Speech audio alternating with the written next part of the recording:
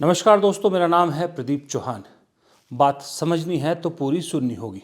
बहुत कोशिश की गोदी मीडिया ने कि इस आग को खूब भड़काया जाए, और कांग्रेस की खैर ये बीमारी है भी कांग्रेस नेताओं में कि वो बहुत जल्दी मीडिया में बने रहने के लिए और अपना जो लालच है उसको छुपाने में नाकाम रहते हैं और वो चीज़ें कर जाते हैं। लेकिन इस बार गोदी मीडिया का पाला कांग्रेस के दो ऐसे खंटी नेताओं से पड़ा कि जो मतलब एक तो डी के शिव कुमार खास करके, जो बीजेपी के जो चाणक्य हैं अमित शाह, उनको भी पीछे छोड़ दे, और दूसरे सिद्धारमैया जैसे पुराने घिसे पीटे चावल नेता जो जानते हैं कि मीडिया राजनीति को किस तरह से भुनाती है और आज की मीडिया खास करके क्या खेल खेलती है।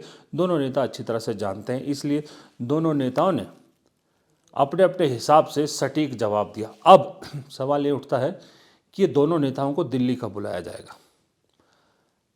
अभी सदन का सत्र चल रहा है, जाहिर सी बात है सदन के सत्र के बीच में जो एसआईआर की मांग संपूर्ण विपक्ष कर रहा है, पूरा विपक्ष कर रहा है, उसके बीच में कांग्रेस मुद्दा डाइवर्ट नहीं करना चाहती, क्योंकि जिस दिन ये दोनों दिल्ली पहुंच गए, जाहिर सी बात है खबरों का रुख सारा इस तरफ कर दिया जाएगा, सारा कैमरों का मुंह इस तरफ मोड़ दिया जाएगा और कंट्रोवर्सीज प्लांट की जाएगी। तो शायद कांग्रेस फिलहाल नहीं चाहती। हो सकता है इस शनिवार रविवार जब सदन नहीं रहता तब उनको बुलाया जाए या उससे पहले थोड़ा सा बुलाया जाए। लेकिन इस बार मैंने जैसे वीडियो बनाया था, एक बार आपने देखा होगा कुछ दिन पहले, जहां मैंने कहा था कि राहुल गांधी ने अब तो मन बना लिया है कि अब की बार मैं वो गलती नहीं करूंगा जो ज्योतिरादित्य सिंधिया और सचिन पायलट के वक्त की थी। इस बार जो वादा है वो निभेगा।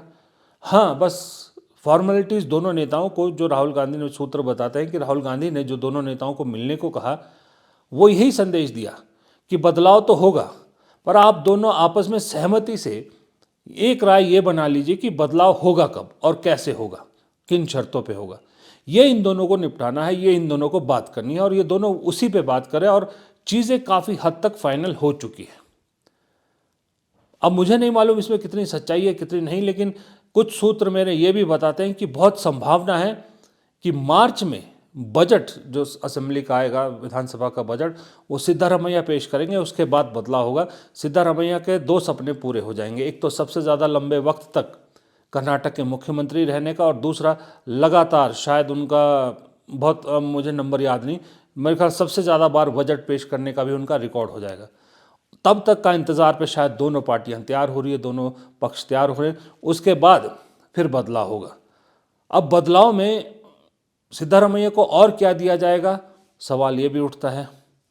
डी के शिव कुमार को क्या सिर्फ मुख्यमंत्री की कुर्सी मिलेगी या उसके साथ बहुत सारे कॉम्प्रोमाइज़ भी मिलेंगे, ये भी एक बहुत बड़ा सवाल है।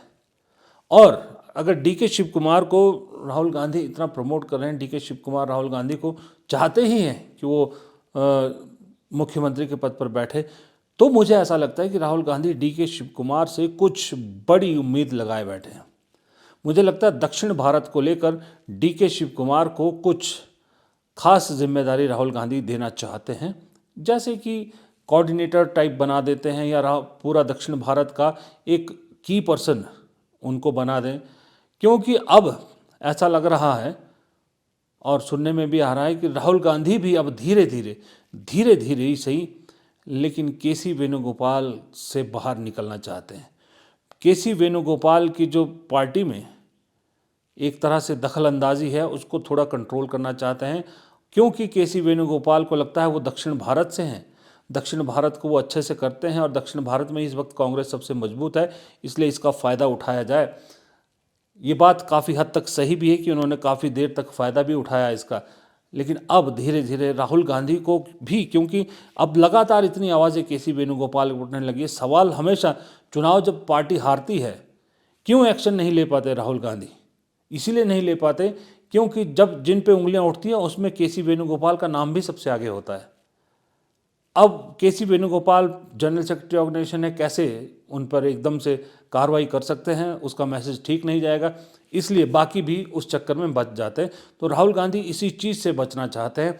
अब केसी वेणुगोपाल से भी थोड़ा धीरे धीरे दूरी बना के एक नया चेहरा दक्षिण भारत में डी के शिव कुमार के रूप में राहुल गांधी खड़ा करना चाहते हैं, क्योंकि दक्षिण भारत तो कांग्रेस छोड़ नहीं सकती। देखिए इस बात, कांग्रेस जानती है कि बुरे से बुरे वक्त में भी सबसे ज़्यादा साथ दक्षिण भारत ने ही दिया। यहाँ तक कि इमरजेंसी में भी दक्षिण भारत ने ही कांग्रेस का साथ दिया था। 44 सीट पर कांग्रेस आ गई तब भी दक्षिण भारत ने साथ दिया। 99 सीट पे आ गई तो भी सबसे ज़्यादा साथ दक्षिण भारत ने ही दिया। सत्ता में पहुँचाता है तो दक्षिण भारत पहुँचाता है। इसलिए दक्षिण भारत तो कांग्रेस की एक तरह से लाइफ लाइन है, उसको तो नहीं छोड़ सकती, ये बात तो तय है।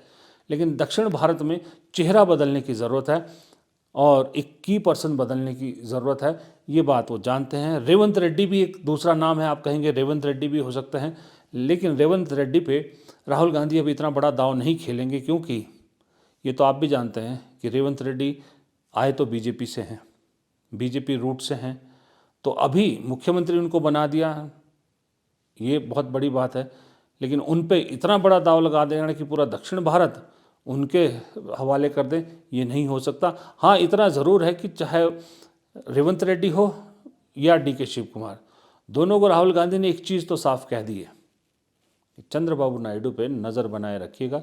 चंद्रबाबू नायडू ज़्यादा दूर नहीं जाने चाहिए, चंद्रबाबू नायडू के संपर्क में हमेशा इन दोनों को रहना है, क्योंकि राहुल गांधी बहुत बार ये चीज़ कह चुके हैं कि सरकार ज़्यादा नहीं चलेगी। अब वो जो कहते हैं वो खुद भी कहते हैं, वो हमने देखा भी है, ऐसे हवाई बातें नहीं करते। हवा में कुछ सूंघा है उन्होंने, कुछ सूंघा है, कुछ भापा है, कुछ देखा है, तभी वो कहते हैं।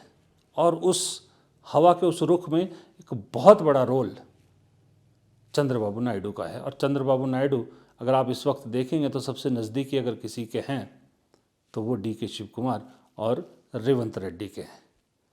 दोस्तों, एक कहावत आपने सुनी होगी या एक जुमला आपने सुना होगा कि बड़े बेआबरू होके तेरे कूचे से हम निकले। जी हाँ, ये दरअसल मुझे ये जुमला फ़िलहाल गोदी मीडिया पर बड़ा सटीक फिट बैठता नज़र आ रहा है। क्यों? क्योंकि गोदी मीडिया बड़ा लाव लश्कर लेकर, बड़ा तामझाम लेकर, बड़ी उम्मीदों के साथ कर्नाटक पहुंची थी। उन्हें लग रहा था कि कर्नाटक से बहुत ज़बरदस्त नाटक मिलेगा और उस नाटक को हम भुनोएंगे अपनी TRP के लिए और सत्ता को खुश करने के लिए। उन्हें लग रहा था कि बस कर्नाटक की कांग्रेस की सरकार अब गई तो तब गई, नाटक बहुत होगा, नाटक में मसाला हम खुद लगा लेंगे, हमें तो सिर्फ थोड़ा सा नाटक चाहिए। लेकिन बदकिस्मती गोदी मीडिया की कि उन्हें खाली हाथ लौटना पड़ रहा है। क्यों?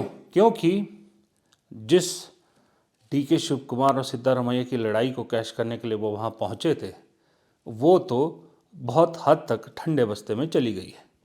आपको याद है कुछ दिन पहले कांग्रेस हाईकमान ने दोनों नेताओं को कहा कि आप ब्रेकफास्ट पे मिलिए और अपनी समस्याओं का समाधान कीजिए, आपस में बातचीत कीजिए। फिर सिद्धारमैया के घर पर DK शिव कुमार और सिद्धारमैया की मुलाकात होती है, ये भी आपने देखा। उसके बाद फिर भी गोदी मीडिया को लग रहा था कि कुछ ना कुछ तो DK शिव कुमार करेंगे। आपने देखा होगा दोनों तरफ के खेमों के बयानों को लंबा करके गोदी मीडिया चला रही थी और क्लियर दिख रहा था कि DK शिव कुमार, सिद्धारमैया दोनों को भड़काने में गोदी मीडिया कोई कमी नहीं छोड़ रही थी। जिस तरह की स्टोरीज उठाई जा रही थी, जिस तरह से उनके अलग अलग गुटों को लेकर खबरें चलाई जाती है, पेड खबरें और प्लांटेड खबरें दिख रही थी, सरेआम चलाई जा रही थी, बहुत सारी BJP हेडक्वार्टर से चल रही थी खबरें।